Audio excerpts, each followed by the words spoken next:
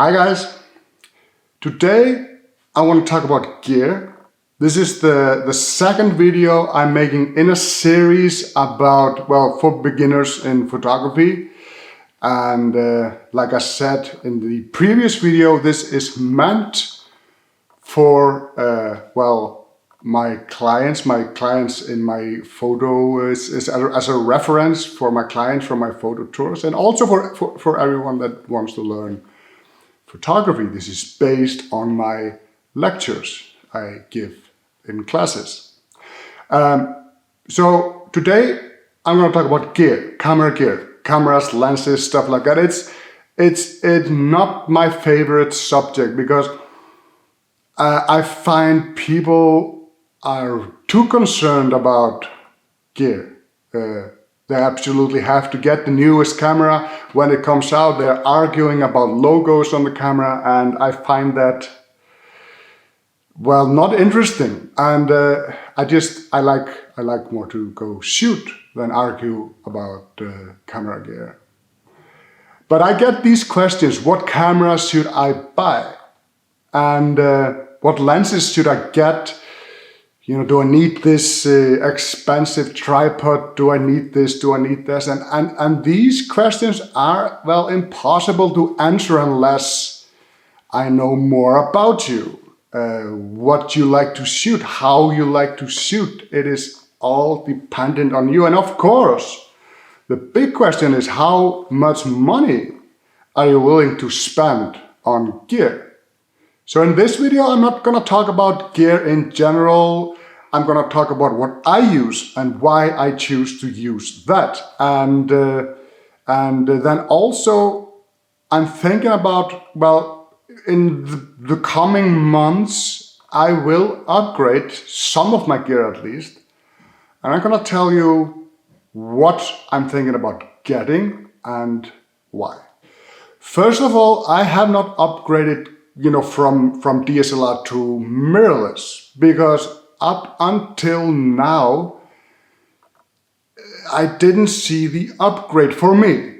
Of course, there are cameras now that have a little better dynamic range, and they have, newer cameras. My cameras are the Canon 5D Mark IV, and this camera which is shooting this video, which is the Canon EOS 1DX Mark II. And I never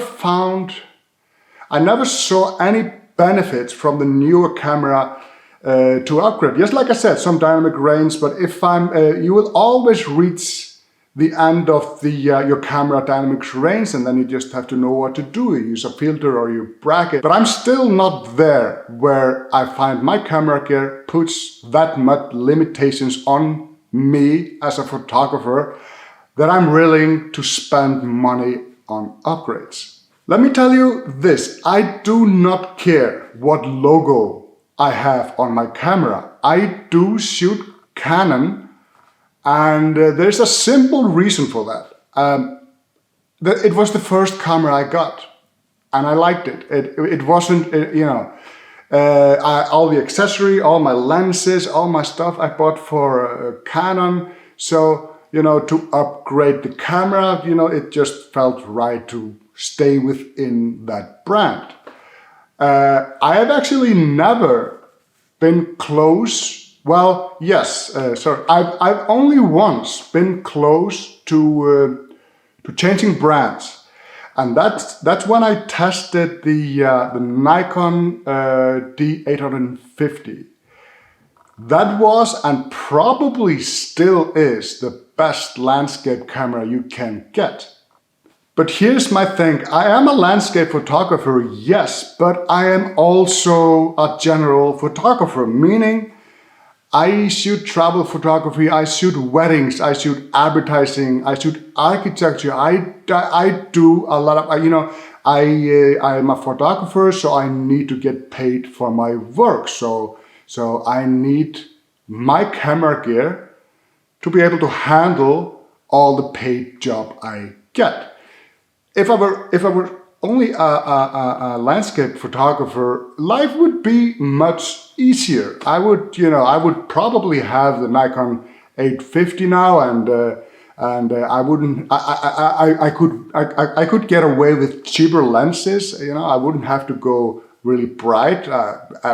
F4 would be enough for me, but for most other stuff than landscape, f4 isn't enough. I need brighter lenses, so I need usually at least f2.8. And there's also a major reason, one of the biggest reasons why I stuck with Canon all those years is, well, when you're doing paid work, I'm not talking about when you take a photo trip and your camera breaks down, stops working, and yes, it's gonna suck because you paid for the photo trip, but there's no consequences, not really. But if you're shooting a wedding and your camera fails, or you're on a set with a lot of people, you're shooting advertising and everybody's waiting for you, your camera can't fail. And all my years of doing this professionally, my Canon has never failed me. And come to think of it, I've taken I don't know how many people on photo tours over the past year all around the world. And I will say this, I have never, well, at least I don't remember anybody that had either a Nikon or a Canon DSLR that had any problem with the camera up to that extent they couldn't shoot anymore. I haven't seen that. Mirrorless cameras, they seem to be pretty problematic still. It's getting better. And when I say mirrorless, you probably go, oh, he's talking about Sony. Probably, yeah, majority of these mirrorless cameras that people have on those tours are Sonys. Up until now, that's changing a little bit now. For example, the Canon EOS R, I don't remember seeing anybody with that camera, but that's another story. So I have no experience with that. But the mirrorless camera, I wouldn't trust them, not yet. Almost, it's getting there. It's getting so much better, but I'm a working pro. I can't take that chance. So enough of that. Let me tell you what I use and why I use it. I use two cameras, and there's a reason for why I need two. My Canon 5D Mark IV, I use for landscape. I use it for portraiture, studio work, advertising, that kind of stuff. It's 30 megapixels, so the files are large enough. I wouldn't mind having bigger files, but I never either had any problems with that. Even when some of the advertising stuff has been printed big, never any issues. So it has served me very well. The 1DX, which is shooting this video, I use for, travel photography where speed matters. For example, action photography like this. Here you see a cow race and everything happens really fast, and you can see the expression on the guy, and the cow, one of the cow is airborne basically, and to get this photo you need focus speed. Your camera needs to be able to focus really fast, and you need to burst really fast to get that. You might get lucky with other cameras, with slower cameras, but lucky is not what I'm looking for. I need to have some kind of guarantees that my camera can do the job. And so this is primarily what I use my 1DX Mark II for. And birds, this is a puffin. I also have nice puffin photos from my 5D, but it took me longer to get it. This is faster, this is easier, this is perfect for bird photography, for example, and action photography, sports, and also when I'm traveling, it is it's sometimes bumpy. The camera sometimes takes a beating. And the EOS one is built like a tank.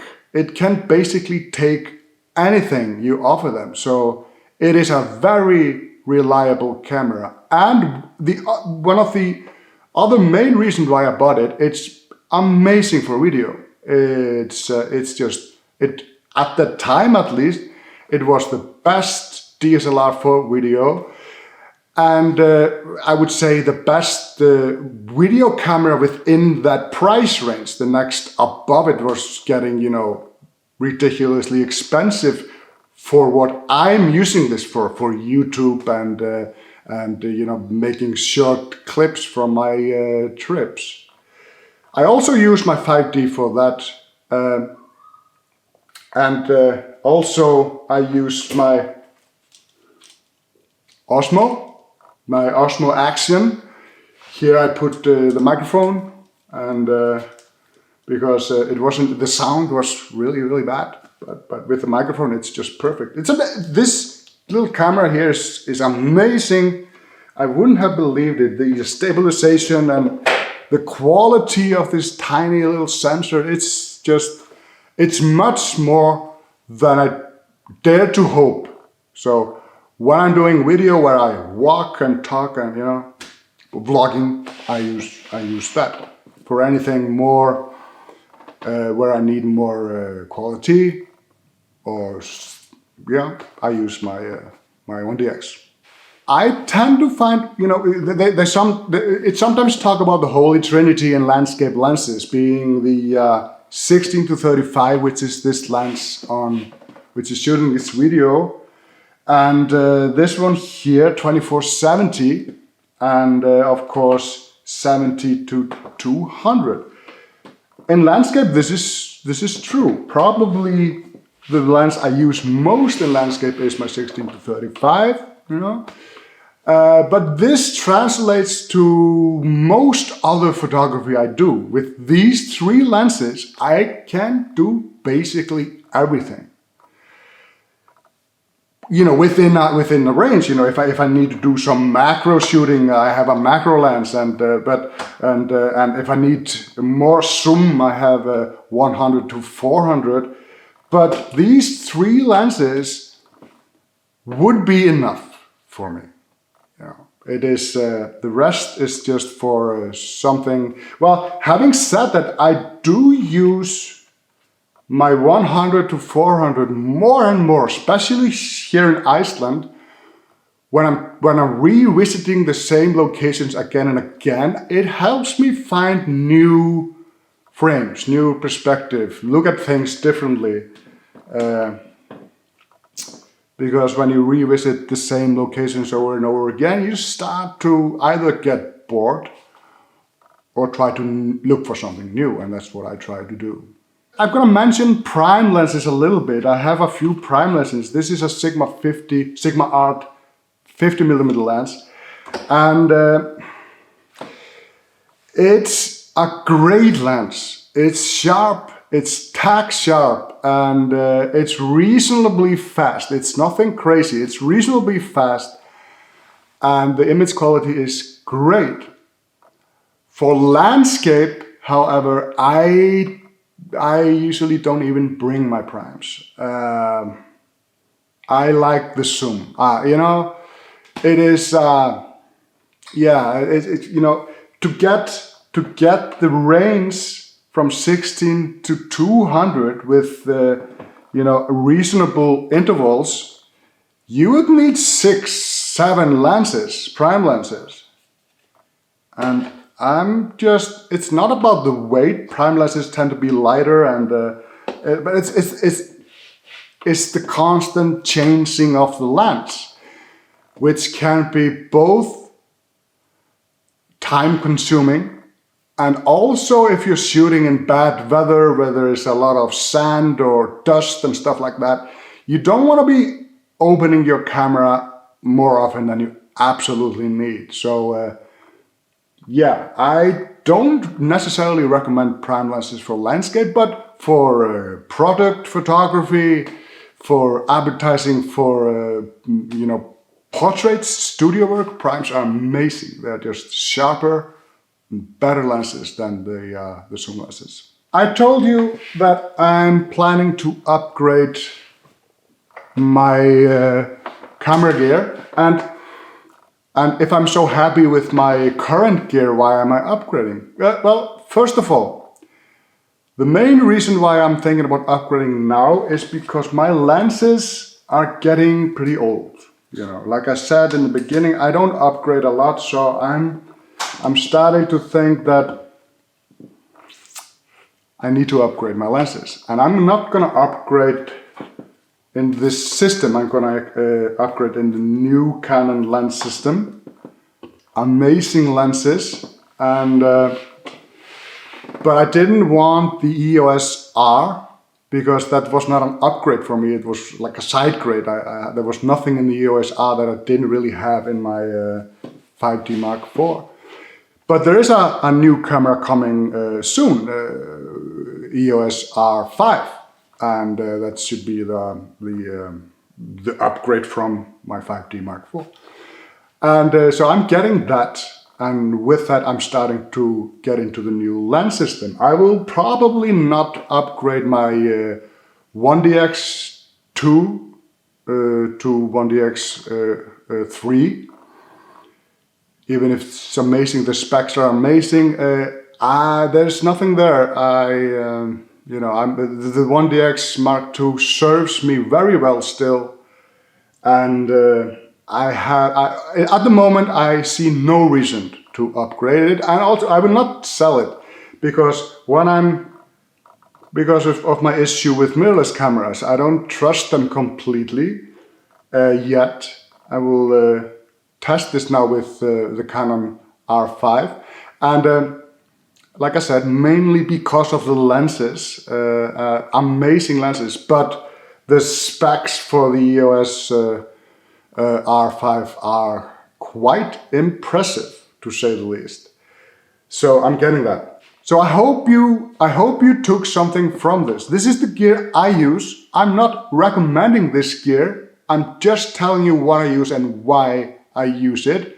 And I'm thinking about upgrading and why I'm thinking about doing that. Changing brands is a big deal, and I don't think the difference between one camera to the other is so much that you need to jump between boats every time there's a new one. But with that, thank you for watching and goodbye.